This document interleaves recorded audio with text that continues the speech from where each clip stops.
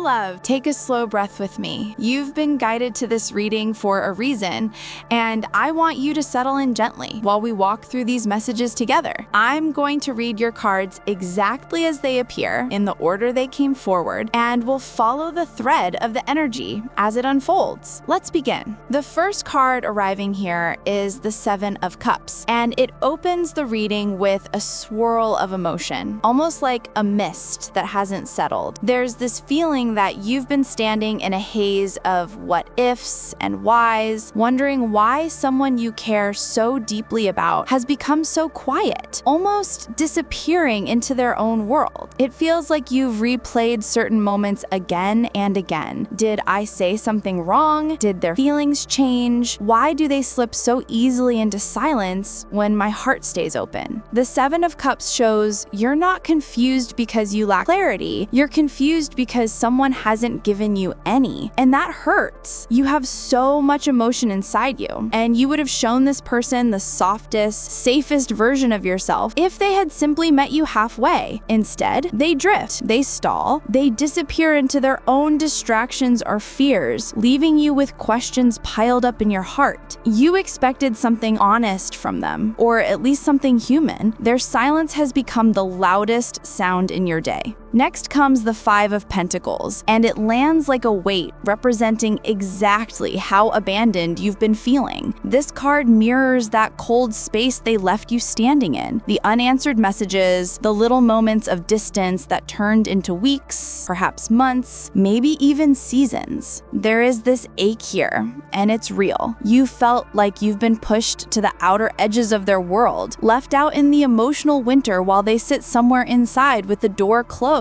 You question, how can someone claim to care and yet vanish so easily? How can they be okay with the distance when it affects me so deeply? What hurts most is not just their absence, it's the ease with which they seem to tolerate it. You're tired of being the one who notices the silence first, who feels the cold first, who wonders first. This card confirms something important. Your feelings are valid. Your disappointment is valid. Your craving for equality, reciprocity, presence, completely valid. You deserved warmth. You got frost. Then we meet the Knight of Pentacles, and here's where the reading shifts into an uncomfortable truth. This person, the one you're thinking about, moves slowly. Not because they don't feel anything, but because they hold this strange combination of stubbornness and pride. This knight often waits. They stall. They assume. They believe that time is on their side, that you will eventually break the silence first because you've done so before. They seem to think that the rhythm of this connection is predictable. You reach out, they respond when it's convenient, they give just enough to keep the door half open, and then they retreat again. This knight shows someone who almost expects things to unfold the same way over and over, as if the universe is obligated to give them endless chances. They hold on to the idea that you'll eventually come forward. They've built this expectation based on past patterns, not realizing that your heart has grown wiser, stronger, more cautious. They don't see how much you've changed. Not yet, but they will. The Eight of Swords echoes a message that's been sitting in your soul for a while. You've felt stuck in a dynamic that you wish you could break free from. You want them to reach out, but you don't want to be the one who always bends first because you've done so before. You want movement, but you're exhausted from carrying the responsibility alone. You want clarity, but you refuse to beg for it anymore. This card shows that you're beginning to see the truth. Every time you step forward while they stand still, you reinforce their belief that they don't need to do anything. The Eight of Swords is not telling you to play games. It is telling you to respect your own heart, to no longer be the person who rescues the connection single-handedly. The moment you stop lifting all the weight, their side grows heavier, uncomfortably heavier, and that is the very pressure that will eventually shift them. The Three of Pentacles brings a time frame energy, and it often points to the number 3 weeks, 3 months, or a period broken into 3 stages. But more importantly, this card shows something about effort and rebuilding. It shows that this person, once they feel the shift inside themselves, will begin thinking about how to make things work with you again. But slowly, tentatively, almost awkwardly. They're used to you smoothing things over. They're used to you bridging the gap. Without that pattern, they will feel unfamiliar feelings. The discomfort of not knowing where they stand, the fear that they might have truly pushed you too far, the realization that silence has consequences. This is one of the strongest turning points in the reading. They start realizing, if I keep doing nothing, this might actually slip away from me. The Four of Cups confirms their emotional complacency in the past. They were so accustomed to the idea that your care was assured, that no matter how distant they became, you would always stay emotionally available. They held your heart like a safety net they never had to check. But the energy is shifting. For the first time, they will begin to notice the absence of your attention. They will feel the silence. They will start to see that you're not reaching out the way you once did, and it will bother them deeply. Not because you're seeking to teach them a lesson, but because your soul is finally prioritizing itself. Your detachment is what wakes their emotions. These two cards come forward together, flowing like a wave breaking open in the heart.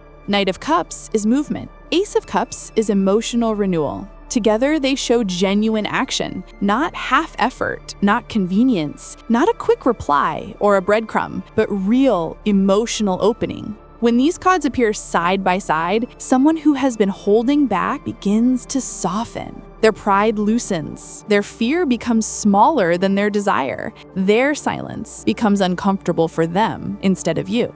They begin wondering, did I wait too long? Are they slipping away? What if I lose this connection entirely? This is what pushes them forward. You do not chase, they come towards you. You do not overgive, they offer something from the heart. The Ace of Cups especially signals an emotional release, something they've wanted to say for a long time, but didn't know how to express. They may confess, apologize, reminisce, or simply open up in a way they never have before. But it comes from vulnerability, not convenience.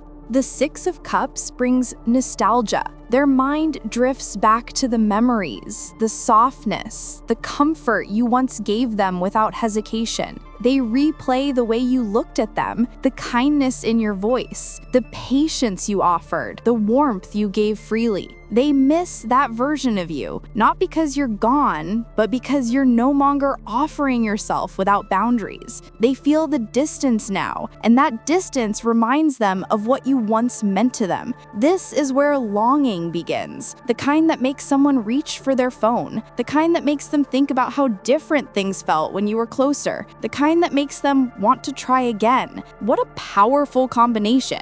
The Lovers shows emotional alignment returning, a desire to reconnect with sincerity, not just impulse or curiosity. The High Priestess reveals your part in all of this. You're stepping into a more intuitive, grounded, emotionally self-respecting energy. Your silence is no longer desperation, it is wisdom. Your heart is no longer waiting at the door, it is sitting within you, choosing peace first. This person senses that shift even before the conversation happens. Something inside them stirs. If I don't move now, I could lose something rare. The High Priestess shows your strength becoming magnetic, not because you're trying to pull them in, but because you are standing fully in your worth. This is what pulls them toward you.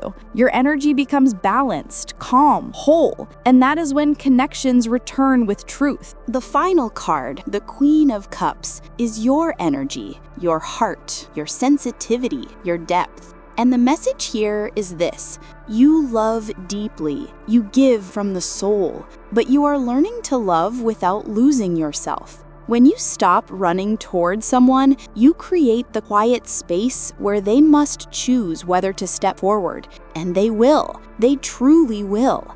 The Queen of Cups assures that your emotional openness is not a weakness. It is the very thing that makes people remember you long after you've gone quiet. Your love lingers. Your presence is felt even in your absence. This person cannot simply detach from the connection you shared. Your energy is too sincere, too soothing, too genuine for them to forget.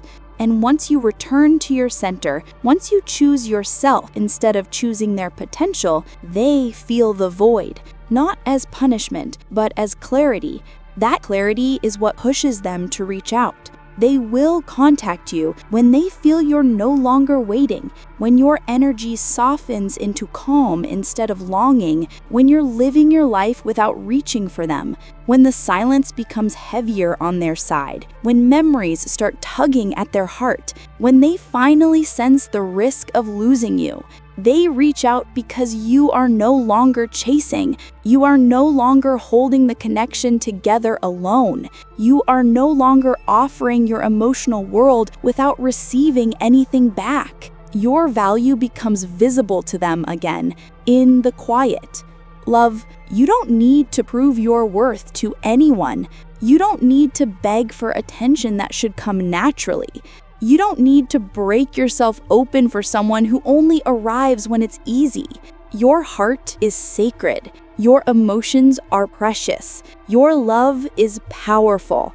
And when you stand in that truth, not desperately, not angrily, but calmly, that's when the energy shifts.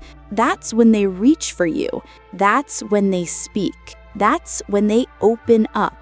And that's when the connection has the chance to become something real.